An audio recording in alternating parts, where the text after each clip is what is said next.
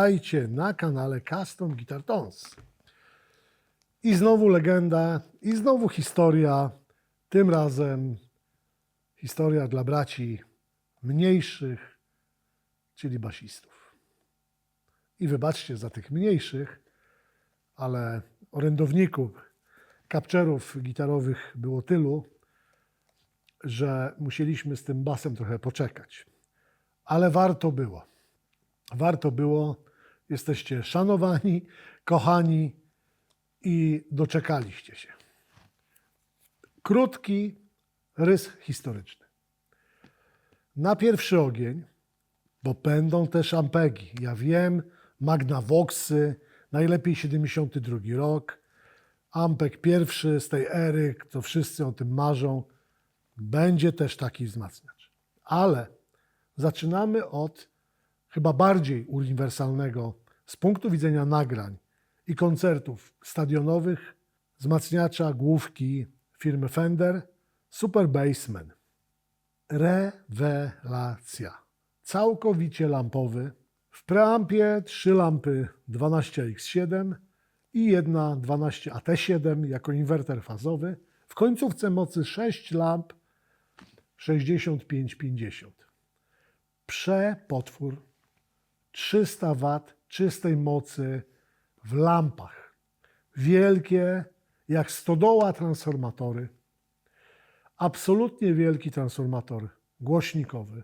Połączenie tradycji z nowoczesnością. Dwukanałowy. A to wszystko w jednej konstrukcji. Wygląda jak blackface z lat 60. Zresztą jeden kanał, ten pierwszy, inspirowany jest słynnym wzmacniaczem Bassman od Fendera, którego potem stworzony był jako wzmacniacz do basu, a potem został zaanektowany przez gitarzystów, nieznacznie poprawiony w schemacie i używane były do niego gitarowe głośniki, chociaż na początku były to głośniki 15-calowe. Ale nie o tym dzisiaj mowa.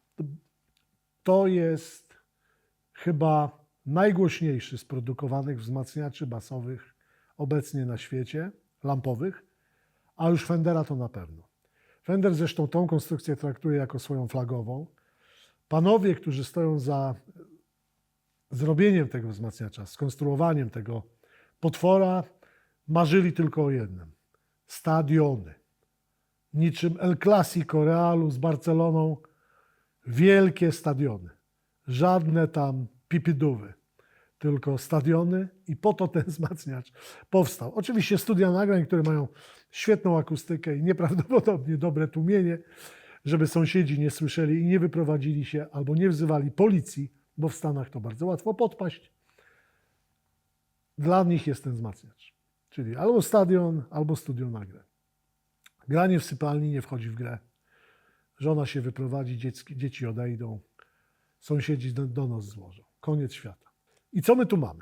Mamy kanał czysty, inspirowany starym Bassmanem z końcówki lat 80. i kanał przesterowany, gdzie jak doczytałem się u źródeł, które dostałem od Fendera, powstał na początku jako przedwzmacniacz przesterowanej konstrukcji gitarowej.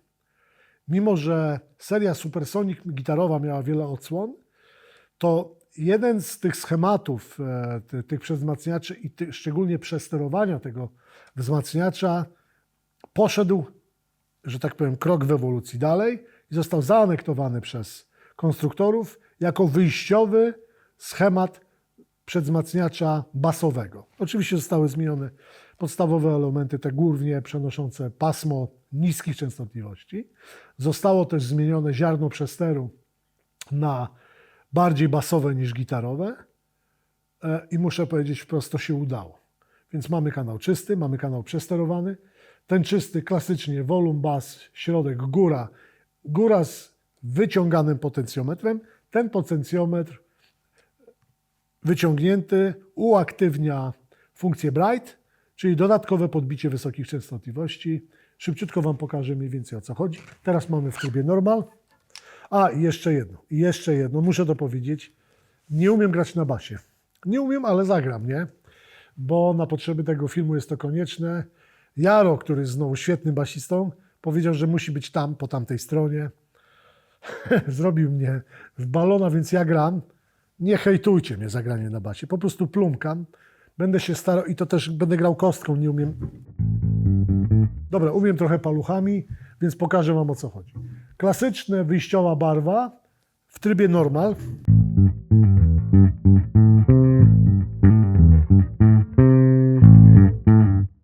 W trybie bright, czyli z podbitą górą.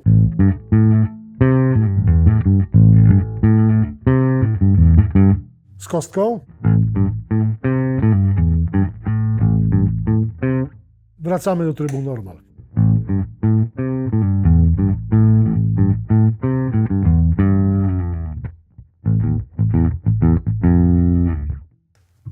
Nie umiem grać na basie, ale gram.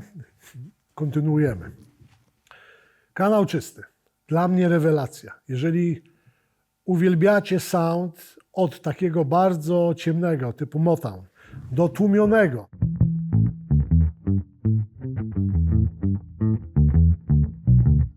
też typu Motown, do otwartego, do basu grającego jakieś pochody. Źle to zrobiłem. To ten kanał jest dla Was. Ten kanał jest dla Was.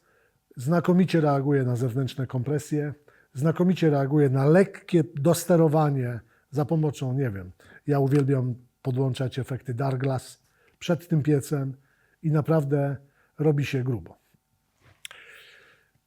Wracając trochę do konstrukcji, nim przejdę do drugiego kanału, powiem Wam, dlaczego tak jest. Ponieważ i dlaczego powiedziałem na wstępie, że to jest łączenie starej szkoły z nowoczesną.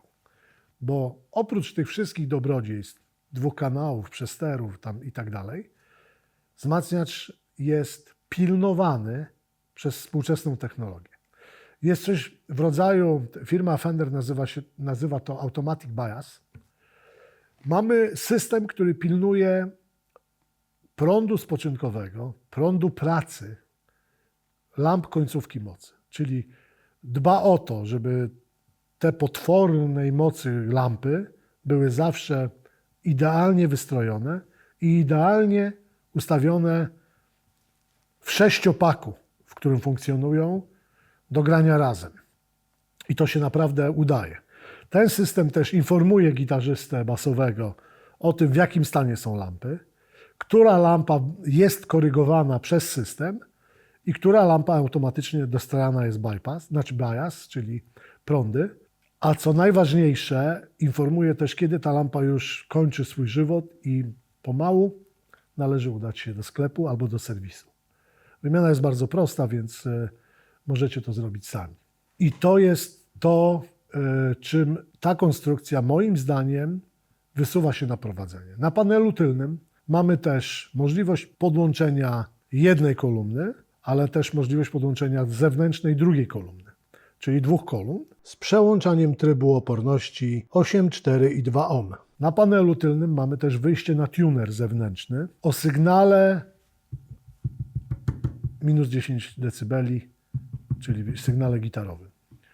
Mamy też wyjście tak zwanego aktywnego D-boxa, czyli możemy wyjść bezpośrednio z preampu liniowo. To się przydaje, kiedy na przykład używamy jeszcze dodatkowych końcówek mocy i chcemy uzyskać z tego wzmacniacza tylko dźwięk sygnału liniowego, czyli samych preampów. Przerzucając sygnał dalej na końcówki mocy, mamy takie wyjście, to jest wyjście liniowe, ale mamy też D-box, czyli symetryzator na transformatorze bardzo dobrej jakości, aktywny D-box, już bezpośrednio do nagrania tej główki z pominięciem kolumny. To wyjście ma też regulowaną siłę sygnału. To wyjście ma oczywiście odłączaną ground, czyli uziemienie na wypadek konfliktu mas. I to wyjście ma też wyłączaną, a właściwie przełączaną fazę na wypadek dopasowania fazowego na przykład do głośników. Czyli w pełni funkcjonalny system do nagrywania i do grania koncertów, głównie stadionów, bo o to firmie chodziło, jest potwornie głośny. Teraz kanał drugi, tak zwany przesterowany, ale zaczniemy od trybu czystego. I zobaczcie, wracam na kanał czysty. Można rzec, bardzo podobny. I to bardzo dobrze. I teraz zobaczcie, co się dzieje.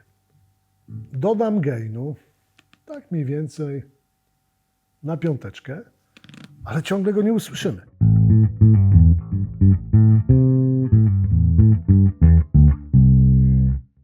Bo tu jest niczym w chyba najbardziej znanym, a na pewno najdroższym na rynku urządzeniu Klon Centaur, overdrive'ie gitarowym. Drive jest miksem, czyli ja przesterowałem tak naprawdę ten drugi kanał, ale my tego nie słyszymy, bo gałka blend, czyli miksowanie tego tonu jest na 0, czyli go nie słyszymy. I teraz zobaczcie, co się dzieje, jak już dodaję blend.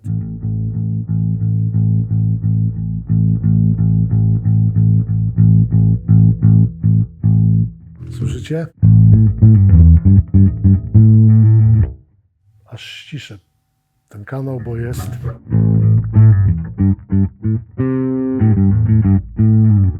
I co mogę zrobić teraz? Mogę jeszcze, ponieważ blend mamy na max, mogę dodać gainu aż do pozycji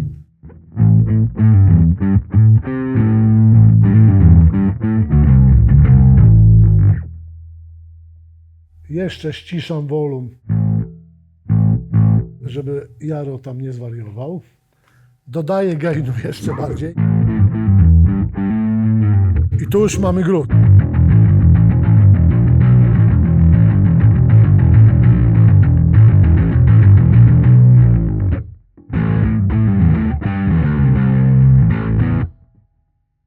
Ale to nie był jeszcze max. Teraz będzie max, więc jeszcze ściszam wolum.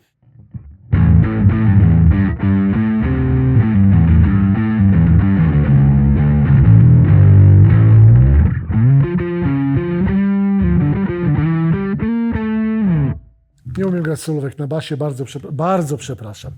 Bardzo przepraszam. Następnym razem sprowadzimy tu kogoś z łapanki, kto umie grać na basie. Albo Jaro się przekona, że chce jednak grać. Mamy maksymalne przesterowanie kanału przesterowanego i ciągle on ma bardzo dużo basu.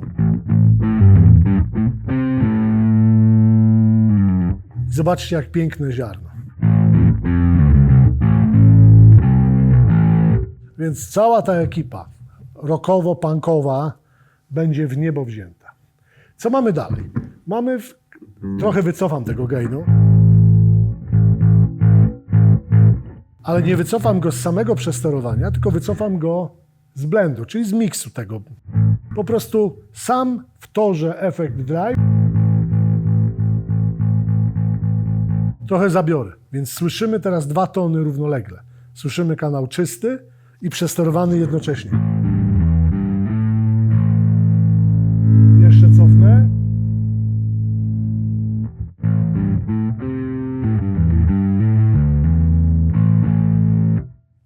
Jeszcze cofnę, ale już to naprawdę słychać.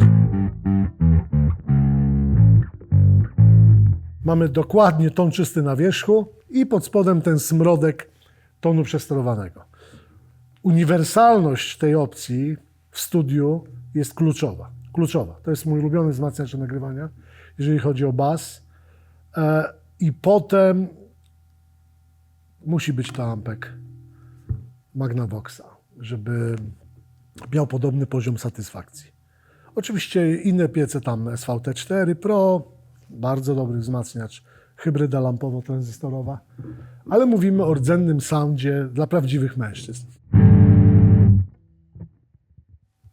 Następnie w torze volum, potem bas i tu w tej opcji bas ma możliwość zejścia częstotliwością niżej.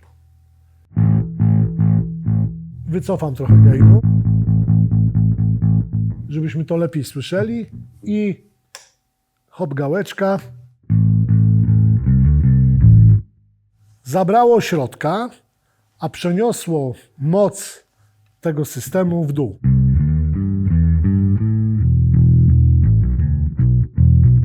Studio się trzęsie. Włączam z powrotem tą gałkę do trybu normal. Wrócił środek, przez to wydaje się, że jest głośniej, ale dołu takiego nie ma. Wracam z tą gałeczką. Dobra. Wciskam z powrotem. Mamy dwie nieprawdopodobnie skuteczne gałki. Jest to parametr środka, przy czym jest to środek parametryczny. I dlaczego dwie gałki? Bo jedna określa częstotliwość, którą poddamy obróbce w środku pasma, a druga gałka to jest z takim wyraźnie zaznaczonym punktem 0 na środku.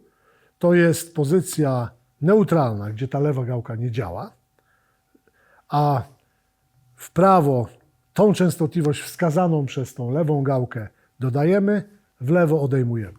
Co za tym idzie? Jeżeli ja sobie znajdę, powiedzmy, słyszycie, co się dzieje? Teraz dałem tą gałkę na max i usłyszymy efekt przemiatania, czyli cała częstotliwość środka, który reaguje na tym wzmacniaczu.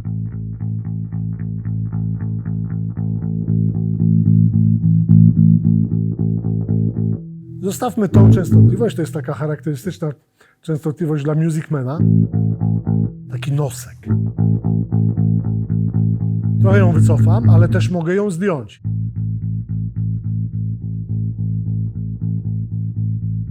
Poszedłem w dół. Zobaczcie, teraz wycinam pewne częstotliwości. Teraz znowu dodam i znajdę częstotliwość, która mi się podoba.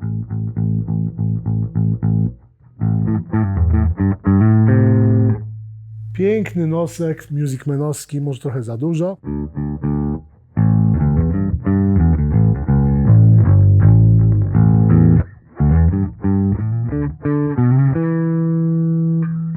Bardzo fajne. Genialny parametr. I ostatnia rzecz, treble, góra. I znowu w dwóch odsłonach, podobnie jak w pierwszym kanale. W pozycji normal trochę spłaszczona górna częstotliwość. Wyciągnięta, podbita. To jest podbite jakieś 3,5 kg na... Nie, 2,5 kg gdzieś tam.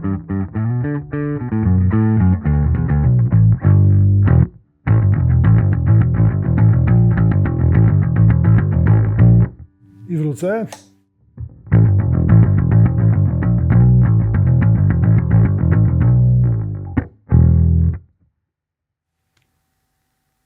Trochę zdejmę tej góry w ogóle.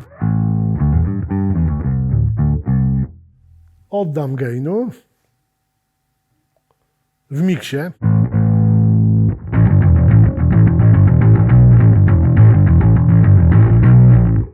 Mogę pokusić się o wycięcie środka, podbijając super dół.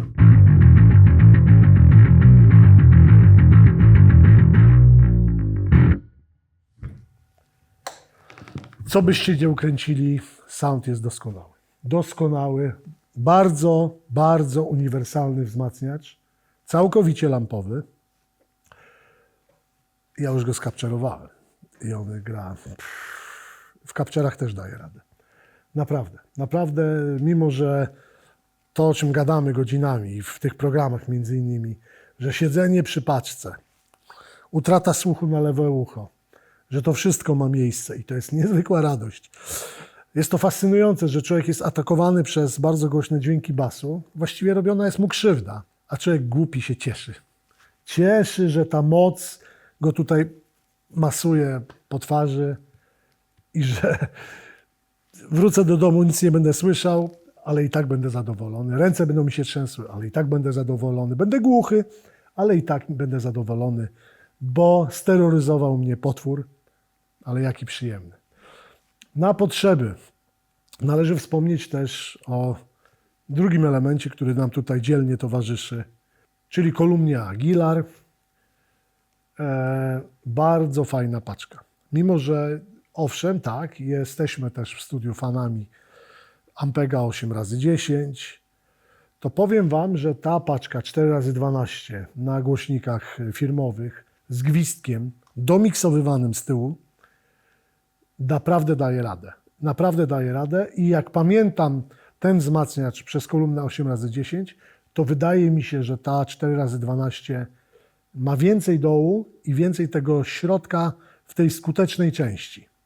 Prawdopodobnie basiści tak twierdzą, że 8x10 jest szybsza, ale akurat ja nie wyczuwam tego parametru na tyle dobrze, więc w tym zestawie były robione capture'y jeszcze w oparciu o jeden mikrofon. Tutaj mamy dwa Sennheisera 421, no i słynny Electro-Voice RE20, ale jeszcze, żeby uzyskać tą taką ciepłotę tej barwy, do capture'ów dostawiliśmy mikrofon FET47 z kolekcji Abbey Road.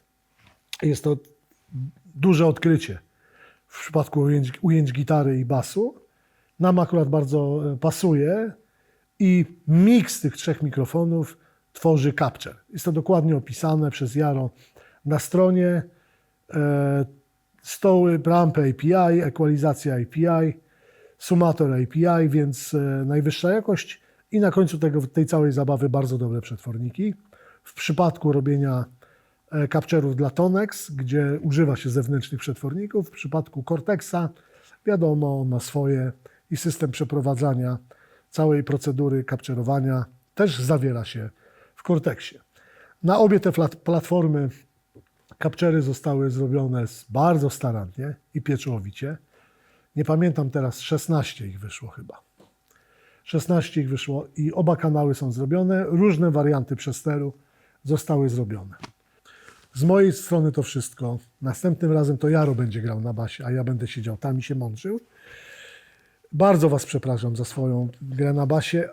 Grałem jak umiałem, a że nie było nikogo innego, padło na mnie. Starałem się, chłopaki. Proszę mnie nie ale chciałem Wam pokazać mniej więcej, że to działa. Na koniec jeszcze włączę drugi nasz bas, czyli piątkę Deluxa z aktywną elektroniką i mniej więcej przejadę się po tych barwach, żeby Wam pokazać, jak brzmi to w przypadku basu z 18V elektroniką. Z mojej strony to wszystko. Pozostańmy w obfitości. Wielki szacunek dla Was. Czytamy Wasze posty, słuchamy Waszych głosów. Sukcesywnie będziemy robić wszystkie te konstrukcje, o które prosicie, a ja zawsze znajdę 15 minut, żeby opowiedzieć Wam o wzmacniaczu, który jest bohaterem naszego odcinka. Kłaniamy się Wam nisko. Trzymajcie się.